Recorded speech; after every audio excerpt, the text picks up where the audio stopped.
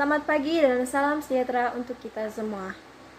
Saya dari kelompok 3 dengan nama anggota yang pertama David Edo, yang kedua saya sendiri Mayang Sari, yang ketiga Juliana Aling, dan yang keempat Hubertus Miko.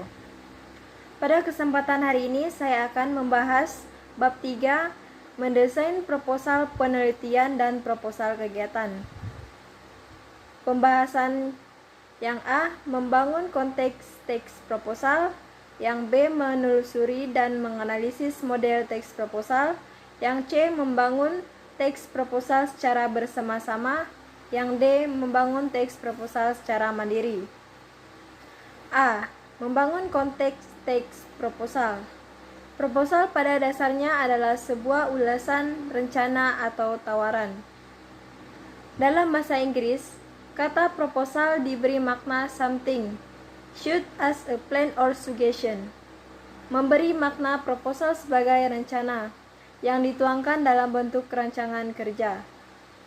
Proposal harus disusun secara objektif, sistematis, dan terencana dalam mengeksplorasi masalah, serta harus diungkapkan secara akurat dan berterima dalam hal gaya penulisannya. B, menelusuri dan menganalisis model teks proposal.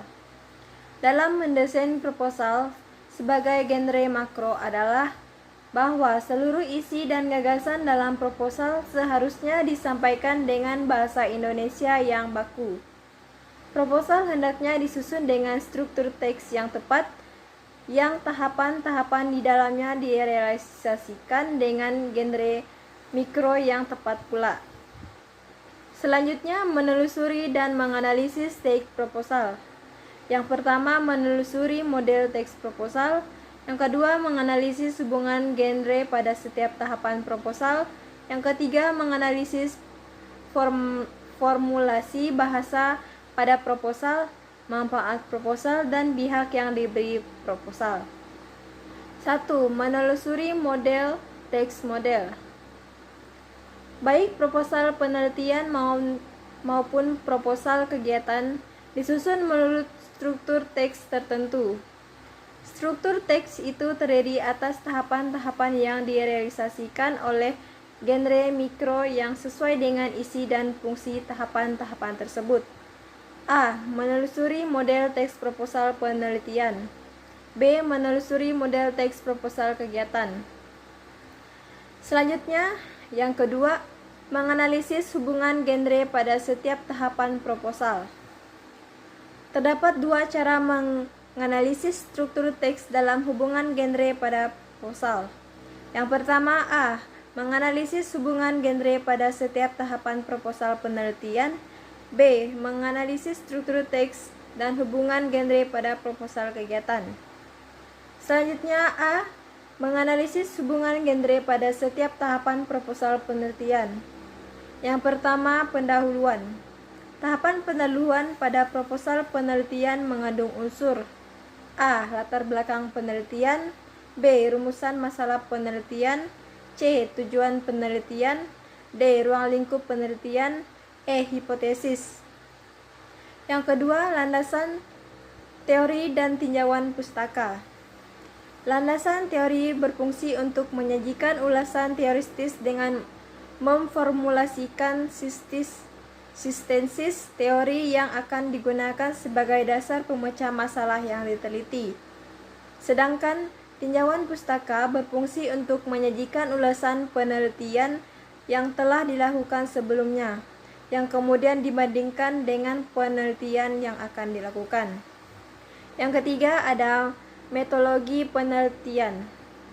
Tahapan metodologi penelitian meliputi A. Waktu dan lokasi. B. Sumber data penelitian. C. Alur penelitian. Unsur yang pertama mengandung pengertian bahwa penelitian akan dilaksanakan pada waktu dan lokasi tertentu. Unsur yang kedua menunjukkan penjelasan tentang wujud data dan tempat yang diperoleh. Dan unsur yang ketiga merupakan prosedur atau langkah-langkah penelitian. Yang keempat, daftar pustaka. Meskipun tidak dimasukkan ke dalam tahapan struktur teks proposal, penelitian daftar pustaka merupakan kelengkapan yang sangat penting.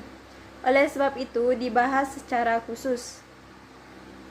Selanjutnya, nomor 5, simpulan tentang struktur teks dan hubungan genre pada teks proposal. Unsur-unsur yang termuat dalam proposal disusun dalam sistematika tertentu. Masing-masing perguruan tinggi memiliki struktur yang mungkin berbeda, akan tetapi semua disusun secara sistematis dan logis, sehingga susun itu mencerminkan alur pikiran yang logis pula. Susunan itu dapat diringkas ke dalam struktur teks pendahuluan, landasan teori, dan tinjauan pustaka metodologi penelitian. Selanjutnya B. Menganalisis struktur teks dan hubungan genre pada proposal kegiatan.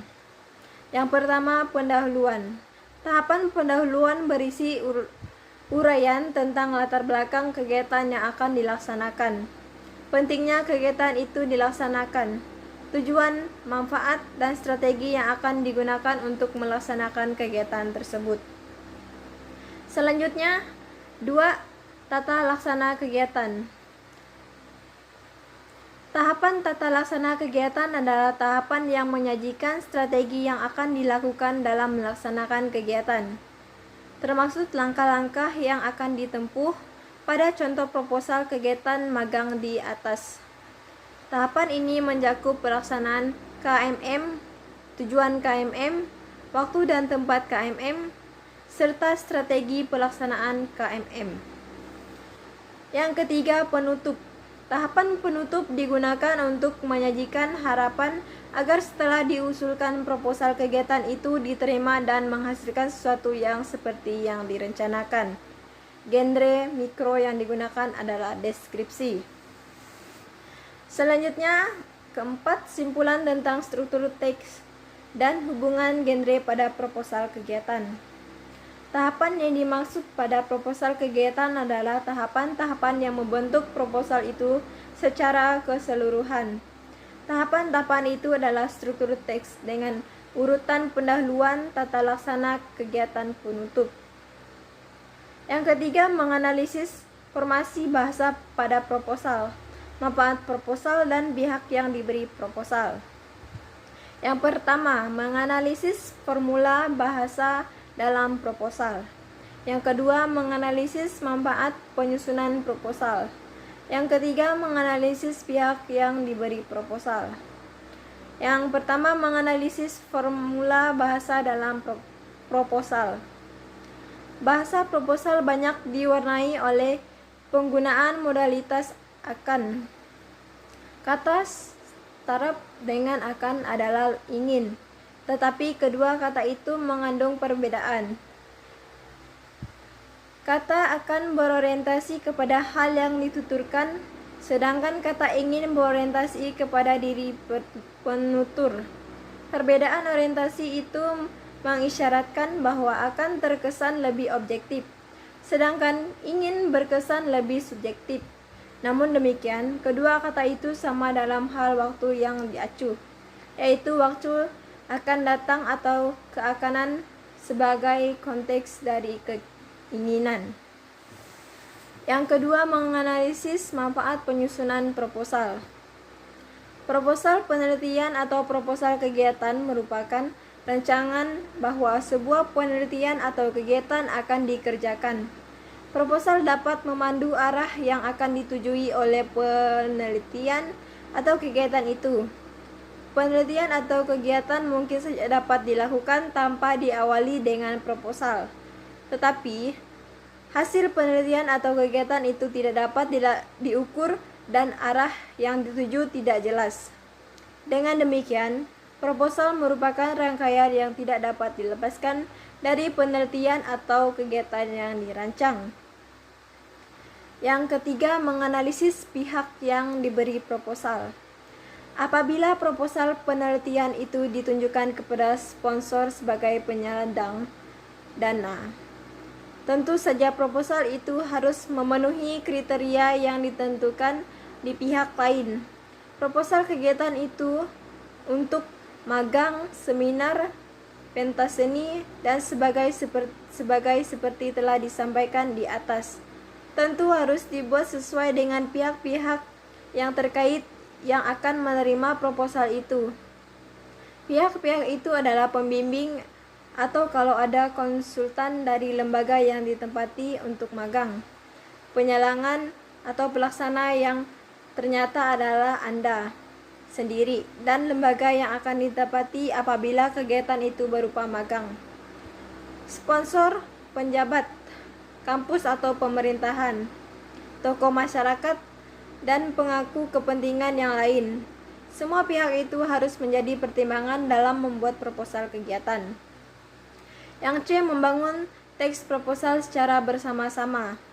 Pada bagian ini, menyusun teks proposal secara bersama-sama dengan mencermati isi teks, struktur teks, hubungan antara genre makro dan genre mikro, serta karakteristik bahasa.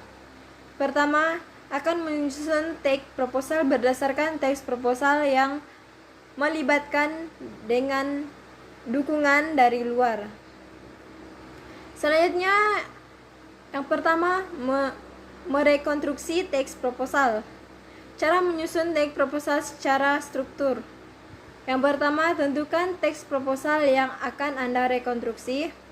Yang kedua, bacalah teks proposal itu dengan teliti dan pahami struktur teks beserta isinya. Yang ketiga, ringkaslah tahapan demi tahapan pada struktur teks itu dengan kalimat-kalimat Anda sendiri, tetapi tidak mengubah isi dan genre mikro yang ada. Yang keempat, rangkailah ringkasan dari setiap tahapan-tahapan menjadi satu kesatuan.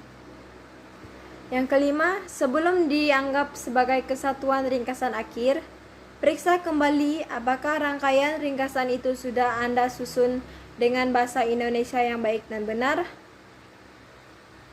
Kesatuan ringkasan akhir yang telah diperiksa ulang itu adalah rekonstruksi yang Anda hasilkan. Yang kedua, menyusun teks proposal yang baru. Proposal yang akan Anda susun meliputi proposal penelitian dan proposal kegiatan. Proposal penelitian atau proposal kegiatan yang akan Anda susun itu memiliki Anda sendiri, seperti skripsi. Sekian presentasi dari kelompok kami, kurang dan lebihnya kami mohon maaf. Akhir kata saya ucapkan terima kasih. Selamat pagi.